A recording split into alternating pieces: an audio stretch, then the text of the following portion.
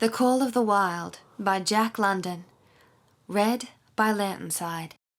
Part 4. Chapter 4. Who has won to mastership? "Hey, what I say? I speak true when I say that Buck two devils." This was Francois's speech next morning, when he discovered Spitz missing and Buck covered with wounds.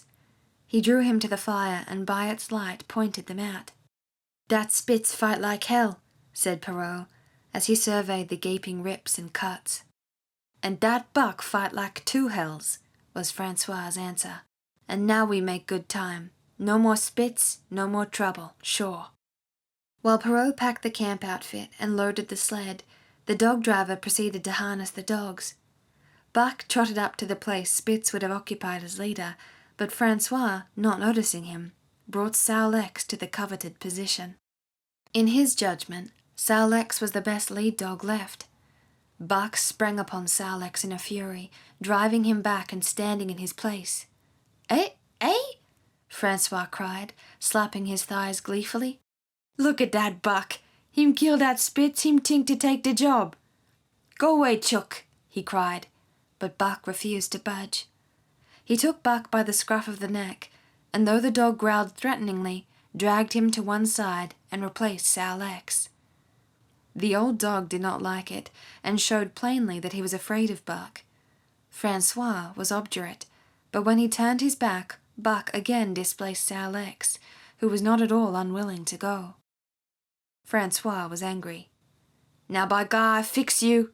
he cried, coming back with a heavy club in his hand. Buck remembered the man in the red sweater and retreated slowly, nor did he attempt to charge in when Sal-Lex was once more brought forward.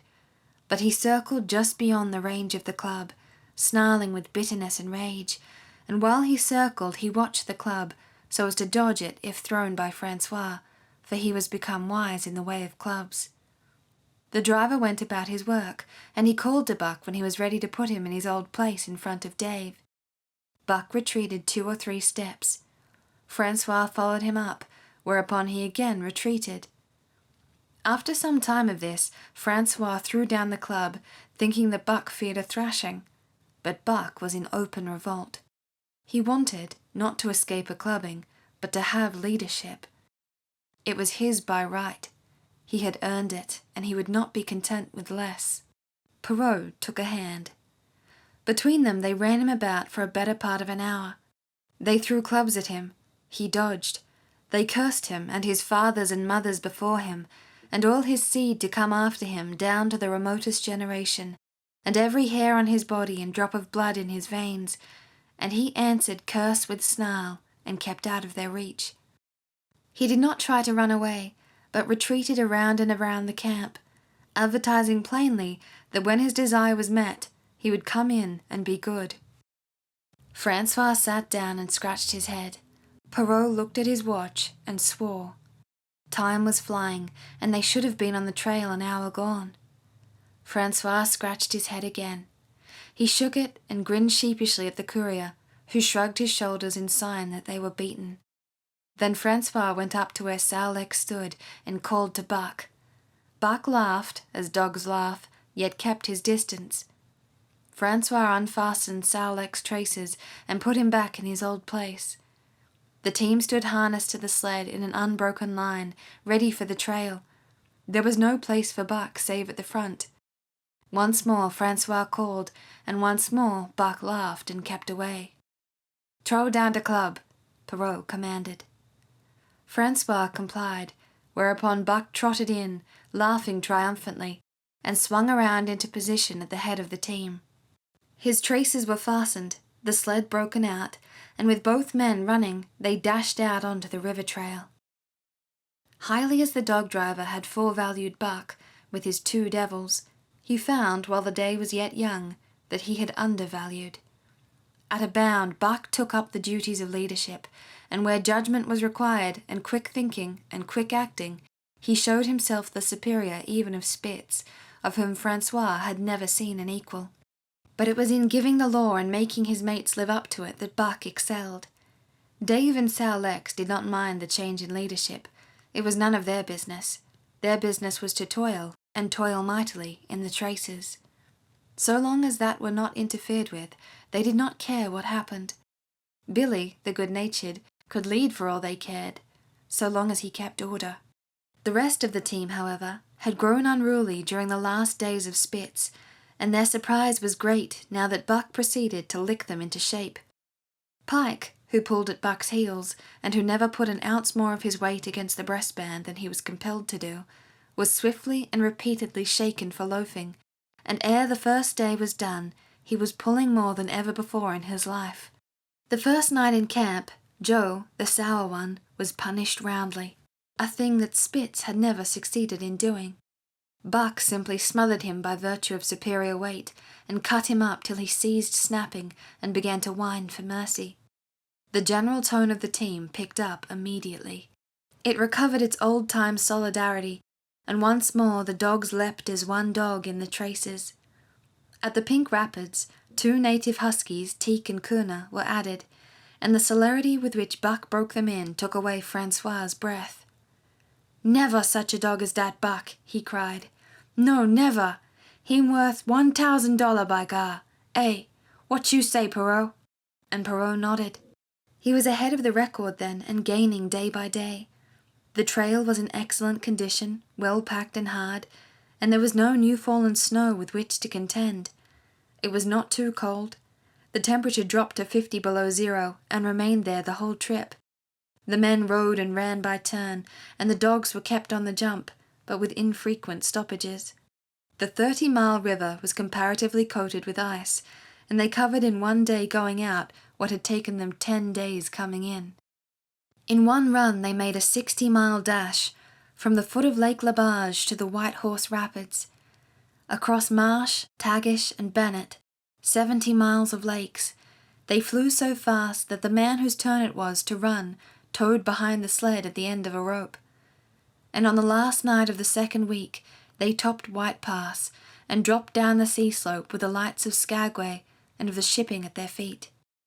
It was a record run. Each day for 14 days they had averaged 40 miles.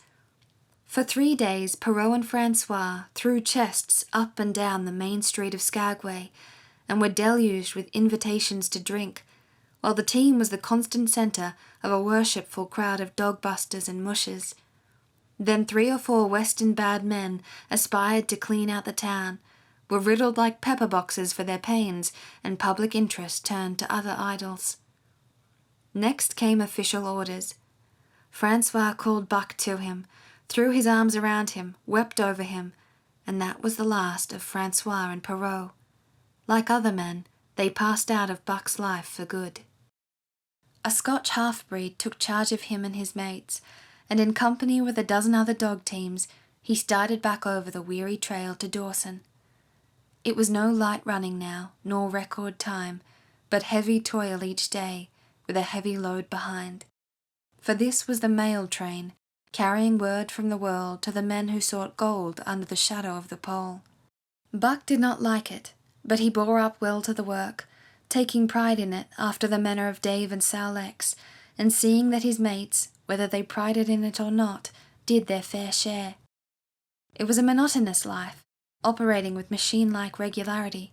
One day was very like another. At a certain time each morning, the cooks turned out, fires were built, and breakfast was eaten. Then, while some broke camp, others harnessed the dogs, and they were under way an hour or so before the darkness fell, which gave warning of dawn. At night, camp was made.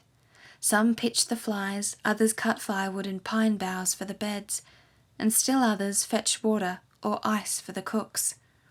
Also, the dogs were fed. To them, this was the one feature of the day, though it was good to loaf around after the fish was eaten, for an hour or so with the other dogs, of which there were 50 and odd. There were fierce fighters among them, but 3 battles with the fiercest brought Buck to mastery, so that when he bristled and showed his teeth, they got out of his way. Best of all, perhaps, he loved to lie near the fire, hind legs crouched under him, forelegs stretched out in front, head raised, and eyes blinking dreamily at the flames. Sometimes he thought of Judge Miller's big house in the sun-kissed Santa Clara Valley, and of the cement swimming tank, and Isabel, the Mexican hairless, and Toots, the Japanese pug. But oftener, he remembered the man in the red sweater, the death of Curly, the great fight with Spitz, and the good things he had eaten or would like to eat. He was not homesick. The Sunland was very dim and distant, and such memories had no power over him. Far more potent were the memories of his heredity that gave things he had never seen before a seeming familiarity. The instincts, which were but the memories of his ancestors become habits, which had lapsed in later days, and still later, in him, quickened and become alive again. Sometimes as he crouched there, blinking dreamily at the flames, it seemed that the flames were of another fire, and that as he crouched by this other fire, he saw another and different man from the half-breed cook before him. This other man was shorter of leg and longer of arm, with muscles that were stringy and knotty rather than rounded and swelling. The hair of this man was long and matted, and his head slanted back under it from the eyes. He uttered strange sounds and seemed very much afraid of the darkness, into which he peered continually, clutching in his hand, which hung midway between knee and foot, a stick with a heavy stone made fast to the end. He was all but naked, a ragged and fire-scorched skin hanging part way down his back, but on his body there was much hair. In some places, across the chest and shoulders, and down the outside of the arms and thighs, it was matted into almost a thick fur.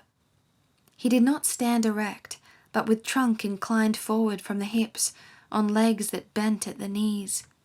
About his body there was a peculiar springiness or resiliency, almost cat-like, and a quick alertness, as of one who lived in perpetual fear of things seen and unseen. At other times this hairy man squatted by the fire, with his head between his legs, and slept. On such occasions his elbows were on his knees, his hands clasped above his head, as though to shed rain by the hairy arms. And beyond that fire, in the circling darkness, Buck could see many gleaming coals, 2 by 2, always 2 by 2, which he knew to be the eyes of great beasts of prey. And he could hear the crashing of their bodies through the undergrowth, and the noises they made in the night. And dreaming there by the Yukon bank, with lazy eyes blinking at the fire, these sounds and sights of another world would make the hair to rise along his back and stand on end across his shoulders and up his neck, till he whimpered low and suppressedly, or growled softly, and the half-breed cook shouted at him, "Hey, you Buck, wake up!" Whereupon the other world would vanish, and the real world come into his eyes, and he would get up and yawn and stretch as though he had been asleep. It was a hard trip, with the mail behind them, and the heavy work wore them down. They were short of weight and in poor condition, and when they made Dawson, they should have had a 10 days or a week's rest at least. But in 2 days' time they dropped down the Yukon bank from the barracks, loaded with letters for the outside. The dogs were tired, the drivers grumbling, and to make matters worse, it snowed every day. This meant a softer trail, greater friction on the runners, and heavier pulling for the dogs, yet the drivers were fair through it all, and did their best for the animals. Each night the dogs were attended to first. They ate before the drivers ate, and no man sought his sleeping robe till he had seen to the feet of the dogs he drove. Still, their strength went down. Since the beginning of the winter they had travelled 1,800 miles, dragging sleds the whole weary distance, and 1,800 miles will tell upon the life of the toughest. Buck stood it, keeping his mates up to their work and maintaining discipline, though he too was very tired. Billy cried and whimpered regularly in his sleep each night. Joe was sourer than ever, and Sal Lex was unapproachable, blind side or other side. But it was Dave who suffered most of all. Something had gone wrong with him. He became more morose and irritable, and when camp was pitched at once made his nest where his driver fed him. Once out of the harness and down, he did not get on his feet again till harness-up time in the morning.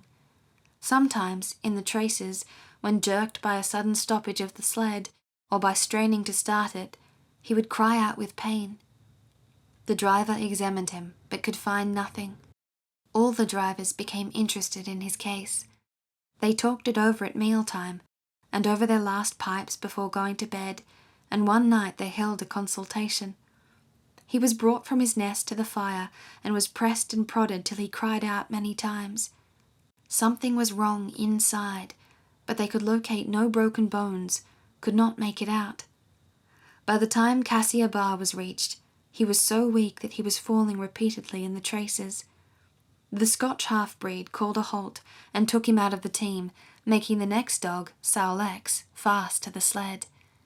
His intention was to rest Dave, letting him run free behind the sled. Sick as he was, Dave resented being taken out, grunting and growling while the traces were unfastened, and whimpering broken-heartedly when he saw Sowlex in the position he had held and served so long. For the pride of trace and trail was his, and, sick unto death, he could not bear that another dog should do his work. When the sled started, he floundered in the soft snow alongside the beaten trail, attacking Sowlex with his teeth, rushing against him, and trying to thrust him off into the soft snow on the other side, striving to leap inside his traces and get between him and the sled, and all the while whining and yelping and crying with grief and pain. The half-breed tried to drive him away with the whip, but he paid no heed to the stinging lash, and the man had not the heart to strike harder. Dave refused to run quietly on the trail behind the sled, where the going was easy, but continued to flounder alongside in the soft snow, where the going was most difficult, till exhausted. Then he fell, and lay where he fell, howling lugubriously as the long train of sleds churned by. With the last remnant of his strength, he managed to stagger along behind, till the train made another stop, where he floundered past the sleds to his own, where he stood alongside Sowlex. His driver lingered a moment to get a light for his pipe from the man behind. Then he returned and started his dogs. They swung out on the trail with remarkable lack of exertion, turned their heads uneasily, and stopped in surprise. The driver was surprised too. The sled had not moved. He called his comrades to witness the sight. Dave had bitten through both of Sowlex's traces and was standing directly in front of the sled in his proper place. He pleaded with his eyes to remain there. The driver was perplexed. His comrades talked of how a dog could break its heart through being denied the work that killed it, and recalled instances they had known where dogs, too old for the toil or injured, had died because they were cut out of the traces. Also, they held it a mercy, since Dave was to die anyway, that he should die in the traces, heart easy and content. So he was harnessed in again, and proudly he pulled as of old, though more than once he cried out involuntarily from the bite of his inward hurt. Several times he fell down and was dragged in the traces, and once the sled ran upon him so that he limped thereafter in one of his hind legs. But he held out till camp was reached, when his driver made a place for him by the fire. Morning found him too weak to travel. At harness-up time, he tried to crawl to his driver. By convulsive efforts he got on his feet, staggered and fell. Then he wormed his way forward, slowly, toward where the harnesses were being put on his mates. He would advance his forelegs and drag up his body with a sort of hitching movement. Then he would advance his forelegs and hitch ahead again for a few more inches. His strength left him, and the last his mates saw of him he lay gasping in the snow and yearning toward them. But they could hear him mournfully howling till they passed out of sight behind the belt of a river timber. Here the train was halted. The Scotch half-breed slowly retraced his steps to the camp they had left. The men ceased talking. A revolver shot rang out. The man came back hurriedly. The whips snapped, the bells tinkled merrily, the sleds churned along the trail, but Buck knew, and every dog knew, what had taken place behind the belt of river trees.